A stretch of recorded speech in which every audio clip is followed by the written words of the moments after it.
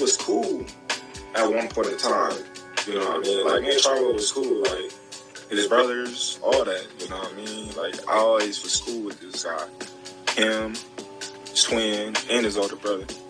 But, like, for some odd reason, once I moved up in weight and, you know what I mean, started calling out Spence and, you know what I mean, that's his stablemate. He did it. Like, dude, you know what I mean? Mind your business. Stay on the sideline. You can be like, man, Spence my guy, you know what I mean? But I'm cool with Bud, you know what I mean? I'm going to let them handle that as men. You know what I mean? Don't be, Spence going to knock you out. Oh, you know, man, we smoking Bud over here. Like, doing all that girl stuff, man. We don't do that shit. Like, just like Broner. You know what I mean? Broner, you know what I mean? He kept it G. I got to respect him. Like, you know what I mean? I'm cool with you, but I'm more cooler with Spence. And, you know what I mean? I believe Spence going to beat you. Like, he told me that to my face. Yeah. But he not going on, you know what I mean, social media. He not Terence Crawford. Man, Terence Crawford. Man, Errol gonna knock him out and doing all that other extra stuff. And then, you know what I mean? So he got to see you. Yes. So you just heard Terence Bud Crawford explain to Gilly and Wallow what the reasons behind the differences between him and Jermell Charlo. You know, I never knew this. I never knew what the problem was between Terence Crawford and Jermell Charlo. I never knew what the beef was. I kind of was like, okay, maybe it's because Jermell is cool with Errol. I never knew that that Jermell Charlo used to rally for Terence Crawford. And a lot of people used to say, now I see kind of why people were saying when Terence Crawford was in the lower weight divisions, everybody loved Bud, but then when he stepped up to 147, that's when everybody started hating him. That's when it started becoming an issue.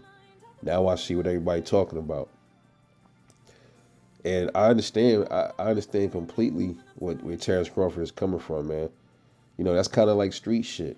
Like, you know, if you know somebody growing up, man, like, you know, you cool with two dudes and them two dudes don't like each other, or they got static, or they rivals, you don't really want to get in between that because you like, damn, you know what I'm saying, I'm cool with this person, but it's always gonna be one of them out of the two that you lean towards, you know, like it's gonna be one that you always cooler with than the other. That's just how it is, because you might hang around one more, you might be in the same school with one of them, or y'all be in the same class, you know what I mean, stuff like that. So you kind of like, you more leaning to the left or the right with one or the other. And then lots of times, man, like people expect you, like you get in the middle of the shit, like by default, you know, it's crazy. But everybody, I've been through stuff like that. But Bud is right though. There's nothing wrong with, right, you know, you could be cool with, you fuck with him, no problem. But I'm gonna be neutral. I'm gonna be neutral, especially if I know I ain't really like that.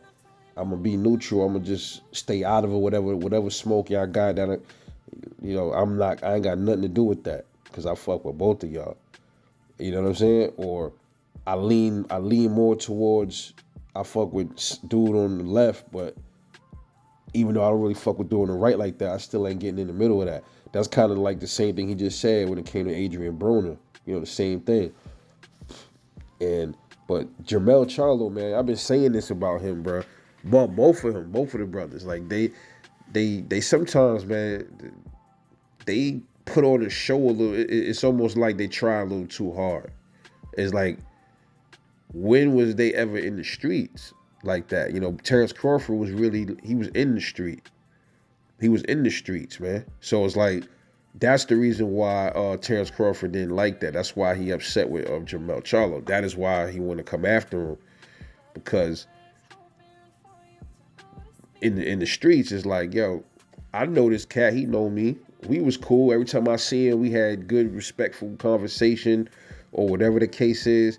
And now that he don't like, he fuck with the dude I don't really fuck with like that, and now he want to just start boasting up and saying, yeah, man, you know, such and such, you pussy. and yeah, yada yada. You know, I've been in that situation before. I know what it is already. So I know what Bud feeling like. Like, bro, say that to me. You know what I'm saying? Now you wanna play tough. So that's what it's about with Terence Crawford, man. That's crazy. I did not know that's exactly what it was. Now I know. But yeah, man, his mouth was always reckless, man. Jermell mouth was always reckless.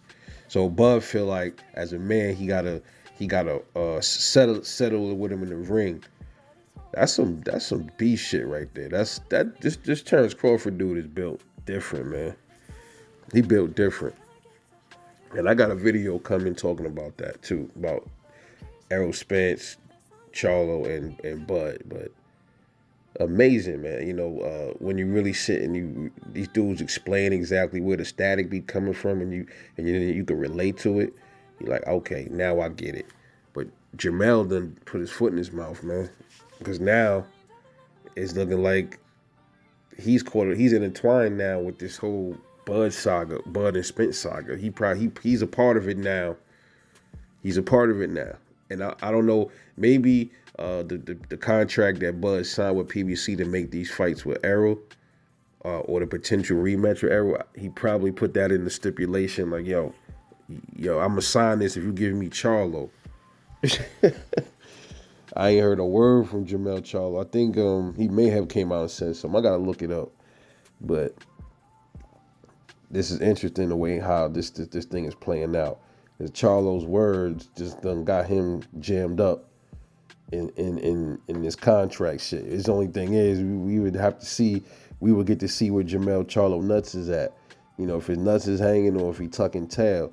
Because if ain't no if when Terence Crawford beats Errol Spence, and let's say the rematch clause of the rematch is not activated or anything like that, he just goes up to 154, and they present that shit to Charlo, and he don't take that shit, bro, he gonna look real suckerish, man.